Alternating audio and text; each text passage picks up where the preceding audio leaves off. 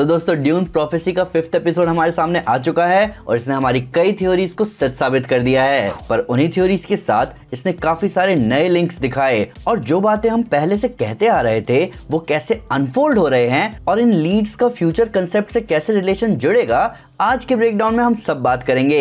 साथ ही साथ इस सीजन के फाइनल एपिसोड में क्या हो सकता है इस बारे में बात करेंगे। तो लॉन्ग लिव द वॉरियर्स बोलकर चलिए शुरू करते हैं। तो इस एपिसोड ने हमें काफी कुछ दिखाया, जैसे कि सारे प्लेयर्स अपने अपनी पोजीशन को सॉलिडिफाई करने में लगे हुए हैं। वहीं इंपीरियम की गद्दी का खेल और भी इंटेंस हो चुका है और सारे कार्ड्स रिवील होते हुए दिख रहे हैं। सबसे पहले तबू के कैरेक्टर की बात करते हैं। तबू यहाँ प्ले कर रही है फ्रेंचेस्का का रोल, जो कि वालिया की चाइल्डहुड फ्रेंड है, जिसे हमने तीसरे एपिसोड में भी देखा था, जहाँ छोटी फ्रेंचेस्का का रोल प्ले किया है चरित्रा चंद्रन ने। फ्रेंचेस्का यहाँ ना ही सिर्फ एक पावरफुल बेनी जेसरेट है, बल्कि वो एम्परर हविको की पुरानी लवर है और कॉन्स्टेंटिन की माँ भी है। हम इंडियन फैंस कब से तबू को इस सीरीज में देखना चाहते थे और उनकी परफॉर्मेंस यहाँ इस एपिसोड में लाजवाब थी। अब बात करते हैं कि क्या हमें पता चल चुका है कि डेजमंड हार्ट आखिर है कौन।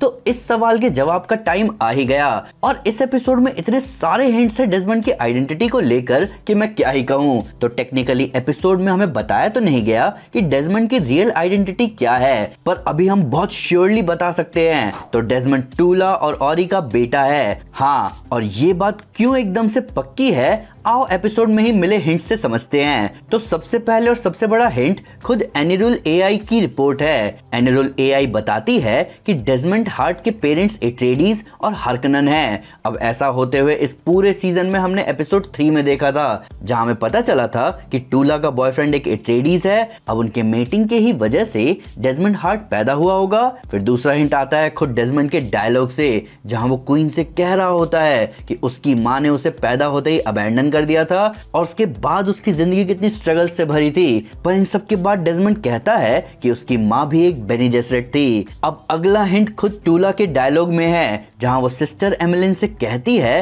कि तुम्हें आइडिया नहीं है कि मैंने कितना सैक्रिफाइस किया है सिस्टरहुड के लिए। तो ये सारे हिंट्स कहीं ना कहीं एनफ है हमें ये बताने के लिए कि डेजमंड हार्ट कौन है। वहीं अगर हम उस सीन को देखें जहां टूला को रिजल्ट दिखता है डीएनए टेस्ट का, तो आप नोटिस करोगे कि उसके चेहरे पर कोई दहशत नहीं है, बल्कि वो ऐसा एक्सप्रेशन था जो हम तब देते हैं जब हमें कोई जान पहचान का इंसान कहीं अनएक्सपेक्टेडली दिख जाए। टूला का एक्सप्रेशन डर का नहीं बल्कि खुशी और सरप्राइज का था। पर अब ये रेवलेशन कुछ सवालों के साथ आता है। अब टूला क्या करेगी? अब अगर डेजमंड टूला का ही बेटा निकल कर आता है तो ये बात बहुत सारे ट्विस्ट लेकर आ सकती है, क्योंकि हमने पूरे सीजन देखा है कि टूला वालिया जितनी रूथलेस नहीं है। उसके अंदर कहीं ना कहीं मदरहुड की वो बात है जिस वजह से उसने लाइला को भी अपनी बेटी की तरह पाला था। वही हमने सिस्टर एमिलिन को कही हुई बात के वक्त में भी देखा था कि टूला के शब्दों में एक दर्द था, एक बिछड़न थी, और हम जानते हैं कि एक माँ के लिए उसका बच्चा कितना प्यारा होता है। तो अब यहाँ से देखना काफी इंटरेस्टिंग होगा कि टूला की इंक्लिनेशन अब इस रेवलेशन के बाद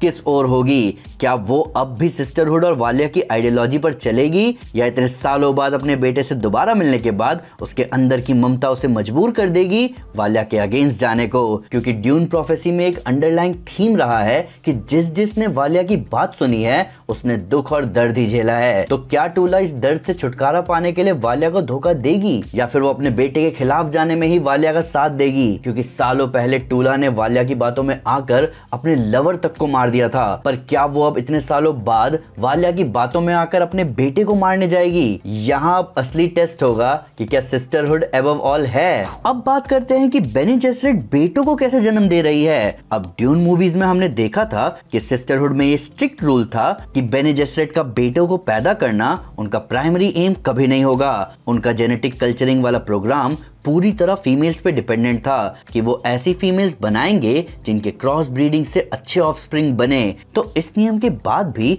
फ्रेंचेस्का और टूला ने बेटे कैसे पैदा कर दिए? तो ऐसा हो सकता है कि अभी जो सारे इवेंट हो रहे हैं उसके बाद ही ऐसा रूल बने, क्योंकि अगर देखा जाए तो अभी ड्यून प्रोफेसी में 2 मेल है जो कि किसी बेनी जेसरेट के बेटे हैं, एक कॉन्स्टेंटिन और दूसरा डेजमंड। अब डेजमंड तो खुद बेनी जेसरेट का दुश्मन ही बना बैठा है, और अगर आप नोटिस करो तो कॉन्स्टेंटिन भी बेनी जेसरेट का दुश्मन बन सकता है। आप बताते हैं कि कैसे। तो एपिसोड में ही हमने देखा कि हेविको को अपने बेटे पर बिल्कुल भरोसा नहीं है और ना ही कॉन्स्टेंटिन अपने पिता पे भरोसा करता है, पर कॉन्स्टेंटिन ये पूरी तरह चाहता है कि वो अपने पिता की नजरों में एक काबिल इंसान बन सके।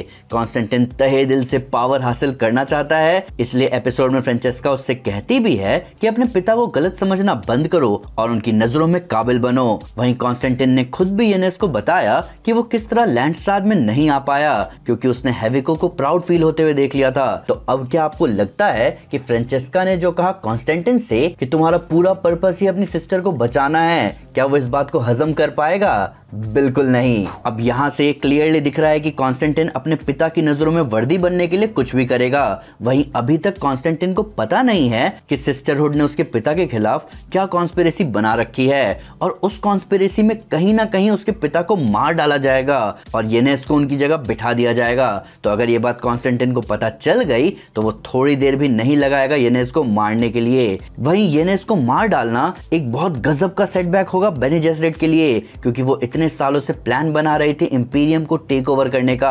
तो बेने जेसरेट को एक और रीजन मिल जाएगा मेल चाइल्ड से परहेज करने का कि मेल चाइल्ड को प्रोबेबली अवॉइड करो क्योंकि वो फिर बाद में बड़े होकर हमारे ही नेमेसिस बन बैठते हैं। सीरीज में रोजाक वायरस की भी बात हुई। जिस वायरस से ओरिजिनल रकेला का सामना हुआ था उसी वायरस की बात इस एपिसोड में हुई। हम आपको पहले ही बता चुके हैं कि इसी वायरस के साथ सिस्टरहुड की शुरुआत हुई थी, पर डेजमंड इस वायरस के कांटेक्ट में आया कैसे? प्लस ये वायरस एयरबॉर्न है, डेजमंड उनके ट्रांसमिशन को कैसे कंट्रोल कर रहा है? यहाँ बहुत कुछ है अभी अनपैक करने को। अब बात करते हैं कि फिनाले में क्या होने वाला है। तो इन 5 एपिसोड्स और इतने बिल्डअप के बाद सीजन फिनाले में क्या हो सकता है? तो सबसे पहले तो हमें देखने को मिल सकता है कि डेजमंड हार्ट की आइडेंटिटी सामने आने के बाद टूला का फैसला क्या हो सकता है। तो यहाँ पे चांसेस है कि टूला और वालिया के बीच दरार आ जाए, वहीं सलूसा सिकंदस पर कुछ हो ना हो।